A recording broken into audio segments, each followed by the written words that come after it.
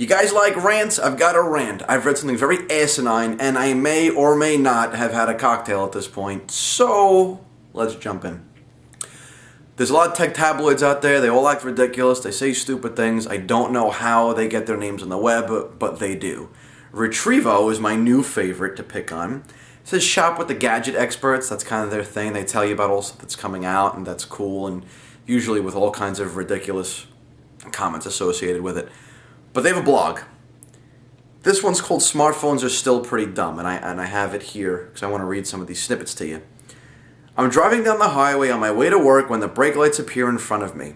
As the traffic slows to a crawl, I start to wonder why my phone didn't know about the backup, alert me, or offer an alternative route based on calculations of traffic conditions, lights, stop signs, etc.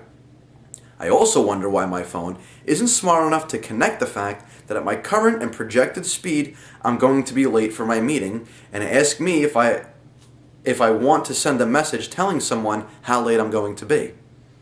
If there are already apps or ways to do this and make my phone act more like a real intelligent, in quotes, assistant, I'd like to know about them. But in any case, here are some reasons why I think my smartphone is still pretty dumb. In every case that he mentions here, it's not the smartphone. It's what we call a limitation of the user. Okay? This guy wants his phone to do all these things for him without any interaction.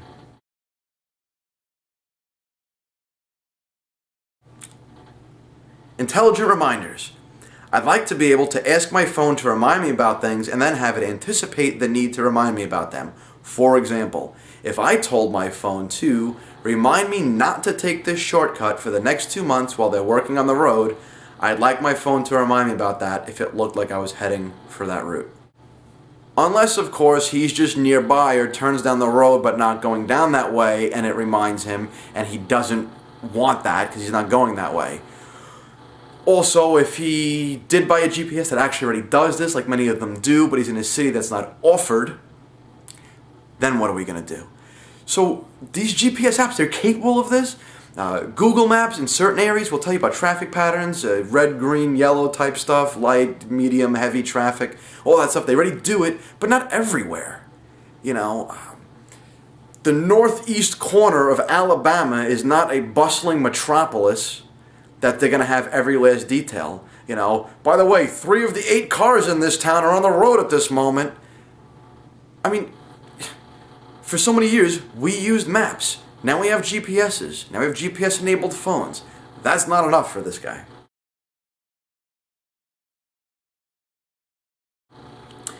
Make adjustments to my settings. One of my favorites on the list.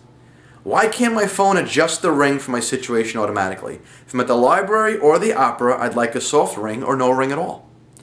If I'm out walking on a busy street, I want the ring to be as loud as possible. Why can't my phone know that I'm on an airplane which is about to take off and turn itself off?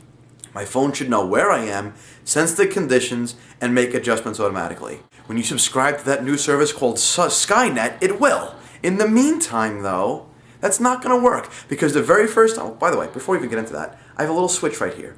On, off, on, off, on, off. How much work did that take? It's that simple. And the first time your phone thinks you're in a quiet place, silences your ringtone, and you miss a phone call, you're going to freak the fuck out because you missed an important phone call. What are you thinking? Turn the goddamn ringer off. You're on an airplane, turn it off. If you're on your phone's that important to you, chances are it's not in your pocket, buried in a little suitcase somewhere. You're using it, it's handy. Flick the fucking button and turn it off. Phone should match my mood. Okay? Maybe we'll put like a little gemstone, it'll change colors when you're happy and sad on it, you know. 70s mood rings, that'd be fucking fun on a phone. My phone should analyze my calls, who I talk to, when and for how long, and then when I ask it to go into minimal distraction mode, which I wish I had a mode for Retrevo blog editors in my life, it knows which calls to send directly to voicemail and which to let through. My phone should get to know me and help make my life easier. Okay. Again, with this self-aware bullshit that he wants this technology to have. So if I'm on the phone with one of my business partners, for example, and we're talking about business, I don't want to be distracted. But if we're just shooting the shit, talking about this, that, and the other thing, talking about the Jets versus Giants football game that the Giants don't have to lose until Monday, doesn't matter if I get interrupted. So that doesn't really make sense. Because now you want the phone to know the context of what you're saying at the same time? That's scary shit. Plus, what if I'm in minimal distraction mode because I'm talking about business and my mother falls down a flight of stairs? I want to be interrupted. Again, the phone's going to need to know the context and know what I'm saying. Keep in mind, he wants all this stuff to happen, but God forbid his battery life suffers even 8 minutes. He's going to freak.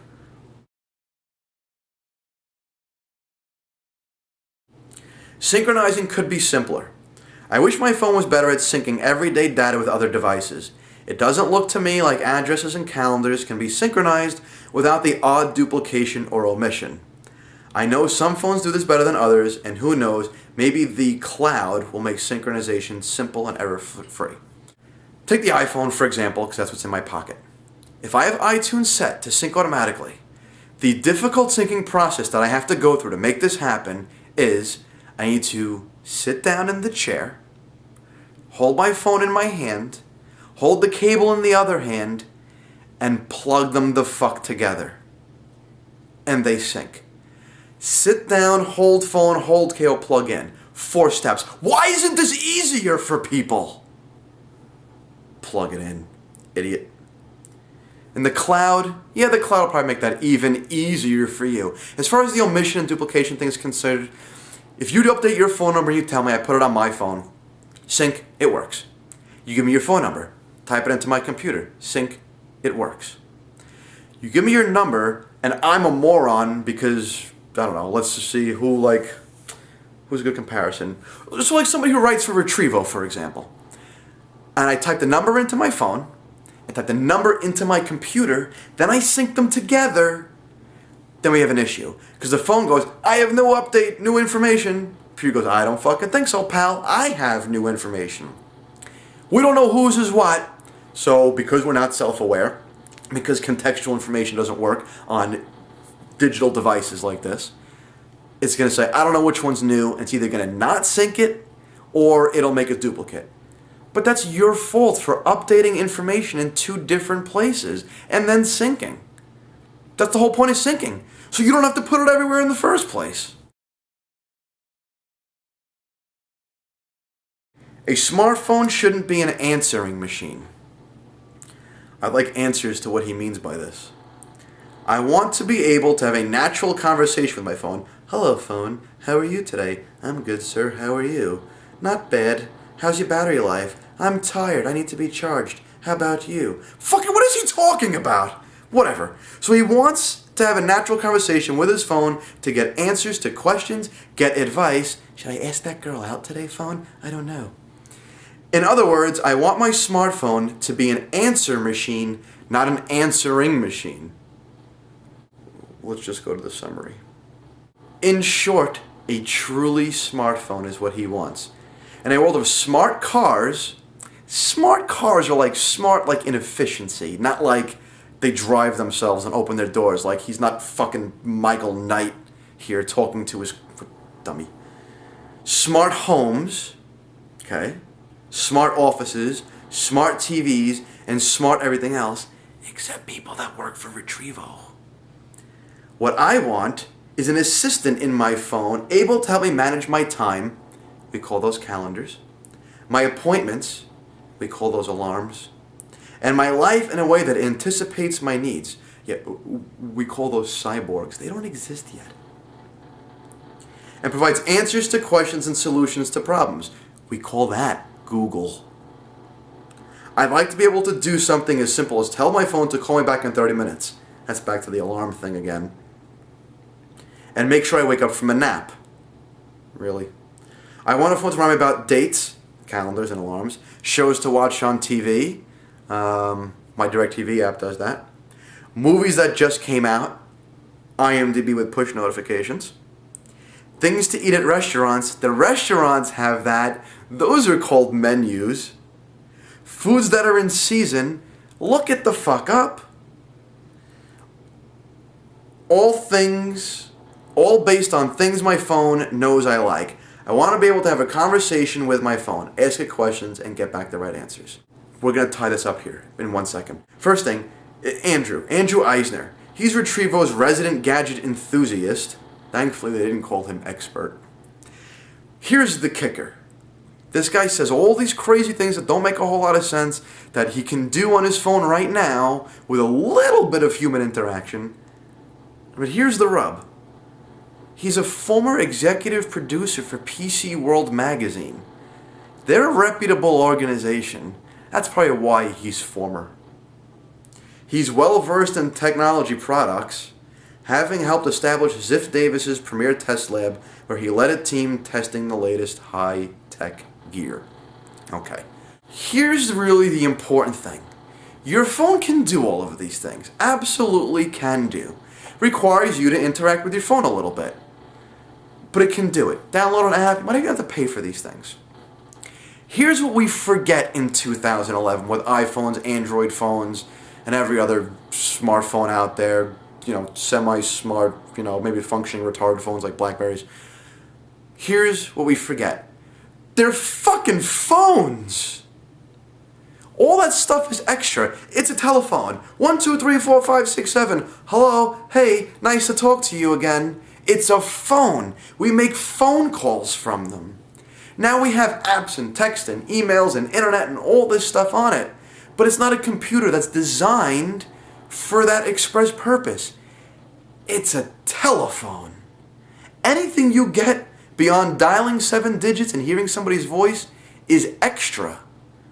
Spoiled fucking brats.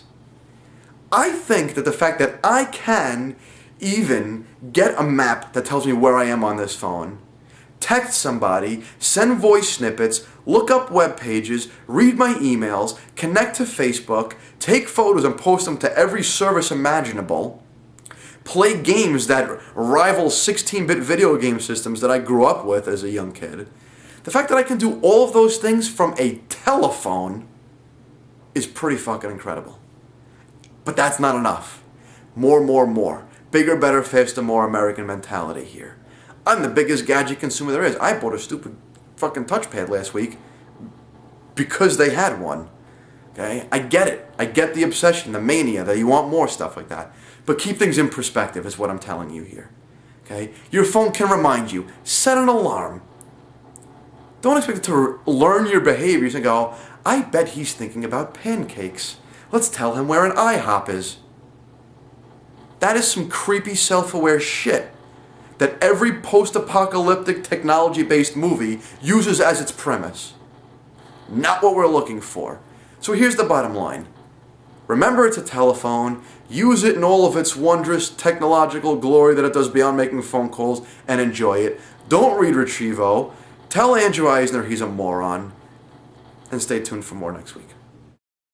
You guys are a moron.